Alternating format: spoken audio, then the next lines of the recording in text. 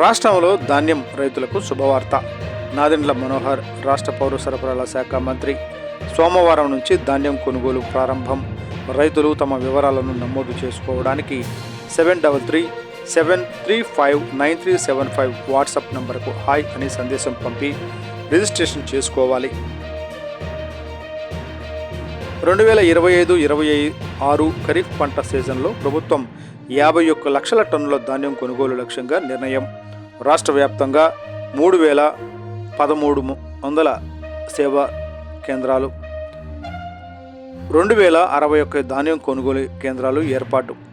ధాన్యం కొనుగోలు చేసిన తర్వాత 24 నుండి 48 గంటల్లోనే రైతుల ఖాతాల్లోకి సొమ్ము జమ అయ్యేలా చర్యలు. గత ఏడాది అనుభవంతో ఈసారి ముందుగానే నాణ్యమైన గోతాలు సిద్ధం చేసుకోవాలి. తేమ శాతం నిర్ధారించే యంత్రాలు, రవాణా సదుపాయాల విషయంలో ఇబ్బందులు లేకుండా ముందస్తు జాగ్రత్తలు తీసుకోవాలి. తాడేపల్లిగూడెం ఆరుగోలను గ్రామంలో కొనుగోలు కేంద్రం ప్రారంభించనున్న మంత్రి నాదెండ్ల మనోహర్